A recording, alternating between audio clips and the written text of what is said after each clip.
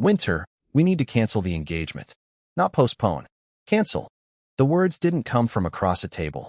They came through her phone, thin and metallic, at 11:47 p.m. on a Tuesday, while Winter was standing in front of her bedroom mirror in the white dress she had just paid for in full. Winter's hand went numb. The dress, off-shoulder lace with a soft, pearlescent shimmer that caught the light from her vanity, suddenly felt like it weighed 50 pounds. Outside her apartment window, the city of Seoul hummed, indifferent. She could hear Jungkook breathing on the other end, that familiar, slightly uneven breath he always had when he was lying or scared.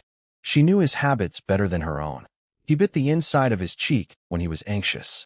He tapped his left thumb against his thigh in sets of 3 when he was trying not to cry. "Say that again," she whispered. Her voice was not angry. It was too empty to be angry. Jungkook was sitting on the floor of his own room. Not his bright white bedroom that everyone knew from his lives, but the other one, the small practice room in the company building where the walls were soundproofed in gray. The air smelled of old sweat and floor wax. He had his head in his hands, his hair damp. The light above him flickered. He had been there for 6 hours after an argument with the company, with his family, with himself. The fear was not that he didn't love her. The fear was that he loved her in a way that would ruin her.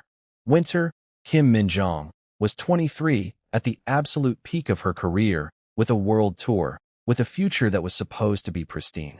And he was Jungkook, who couldn't even walk to a convenience store without a headline.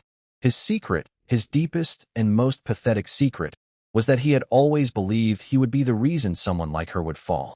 Not because he wasn't enough, but because the world around him was too much. "My mom. The article is going to come out tomorrow. They found the photos from Jeju. If we announce the engagement now, they will destroy you. They will say you. I can't let them. So we have to end it first. On our terms." It was a noble reason wrapped in cowardice. And Winter heard only cowardice. Winter did not scream. She was not a screamer. Her trauma, the one she never told interviewers about, was that she had watched her parents fight loudly for years before they divorced quietly. She had promised herself she would never beg. So she took off the white dress, folded it with surgical precision, placed the small velvet ring box on top of it, and said, "Then we are done. Don't call me again." She hung up. In Busan, Jungkook stared at the dead phone until the screen went black and he saw his own reflection, distorted and miserable. What followed was not a clean break. There is no clean break when two people have already chosen a sofa together.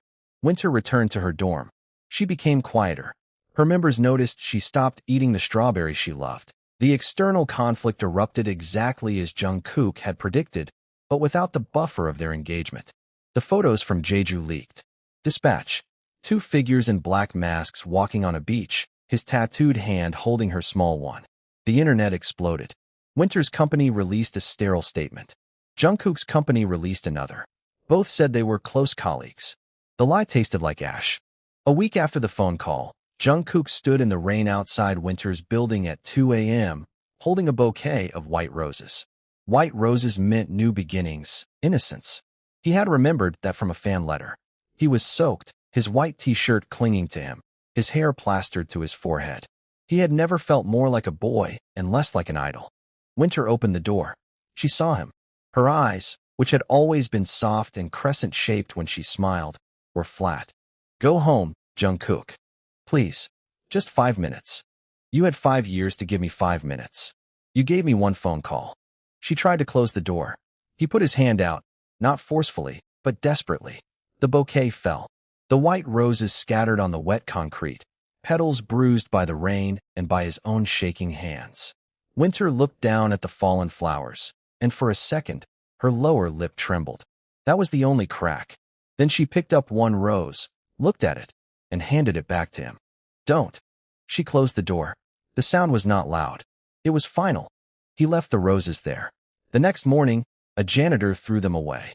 Jungkook's mother, a woman who had always watched her son from a slight distance because she knew fame would require him to grow up too fast, found him the next morning sitting on that same white bedroom floor. He hadn't slept. The room smelled faintly of rain and wet fabric. She didn't scold him.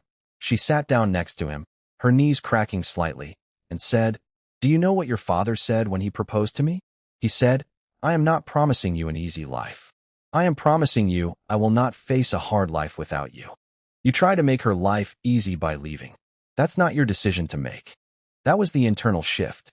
The moment his fear, that he would be a burden, was named as selfishness. He had been protecting his image of himself as a protector, not protecting her. Winter, meanwhile, had her own unraveling. She was in the company practice room late at night, the mirrors reflecting her tired face infinitely.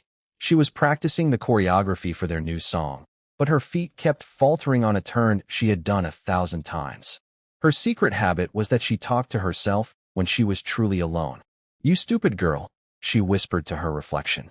"You let him decide." 2 days later, Winter did something she never thought she would do. She took a taxi to Jungkook's family home in Busan.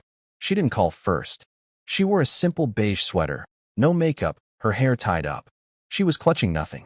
Jungkook's mother opened the door. For a long moment, the two women just looked at each other. The mother saw a young woman who was trying to be strong and failing. Winter saw a woman whose eyes were kind and tired, the same eyes as her son's. Winter bowed deeply, her voice breaking for the first time in weeks.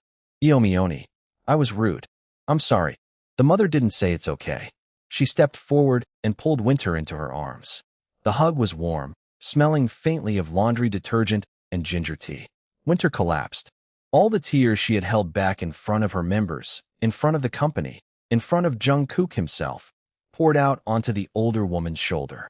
The mother held her like a daughter, stroking her dyed reddish hair, whispering, "You came. That's what matters.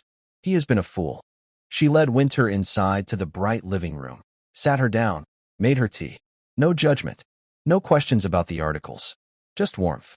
It was the maternal safety both of them had been missing. An hour later, Jungkook's mother called him. "Come home. Now." No excuses. Jungkook arrived to find his mother and Winter sitting on the sofa. Winter's eyes were red. His mother's arm was around her. He froze in the doorway of his own childhood home, his mouth opening, but no sound coming out. The shock was total, a physical thing. Winter stood up. She was still holding the white rose he had tried to give her. She had gone back for it after the janitor left it, dried it, and kept it in a book. She had brought it with her. "I kept this," she said, her voice small. "Even though I hated you, I kept it." That was the climax. Not a grand gesture on a stage, but a single, dried, slightly brown rose in a quiet living room.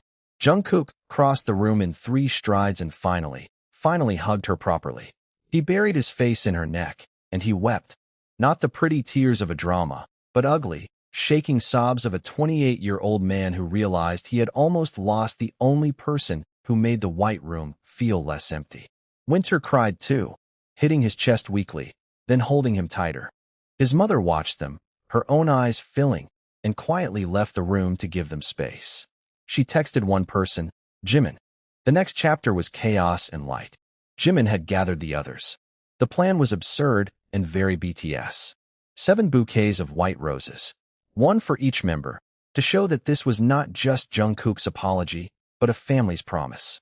They walked with Jungkook down the small street to Winter's apartment building, which had a small sign that read Winter's house, 27, and a little cafe next to it with the Hangul word for winter. Neighbors stared. Someone filmed, but this time, no one cared. Jungkook stood at the front, nervous, holding the biggest bouquet. RM put a steadying hand on his shoulder. Jean whispered, "Breathe." Suga, who never said much, gave him a small nod that meant everything. Winter opened the door, expecting a delivery. Instead, she saw 7 men, slightly out of breath, holding 7 bouquets of white roses. Her hand flew to her mouth. The tears came again, but this time they were different, shocked, overwhelmed, joyful. Jungkook stepped forward. "We came to pick you up. Properly this time. Not with a phone call. With everyone who loves you. Who loves us." The other members cheered. J-Hope actually clapped. V gave a thumbs up. Jimin smiled the widest, because he knew the whole story of that white room. Winter didn't answer with words. The final scene was not in a grand cathedral, but it felt grander than any cathedral.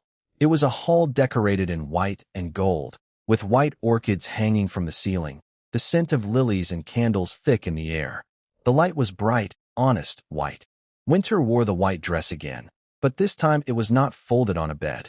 It was on her, flowing, lace-off shoulder, her hair blonde and soft, a veil trailing behind her.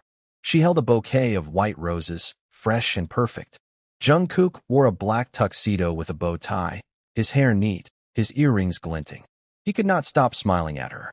In the front row, his mother sat in a pale pink hanbok, her hands clasped together, crying unabashedly.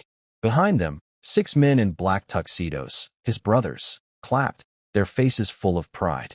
When Winter walked down the aisle, Jungkook didn't wait. He met her halfway, took her hands, and whispered, "I told you white feels honest. You look honest. You look like home." She laughed, tears in her eyes. "You are still bad at words." "I know. Will you still marry me anyway? For real this time? No phone calls." "I will. But if you ever try to protect me by leaving me again, I will leave you first. I promise. I will not face a hard life without you."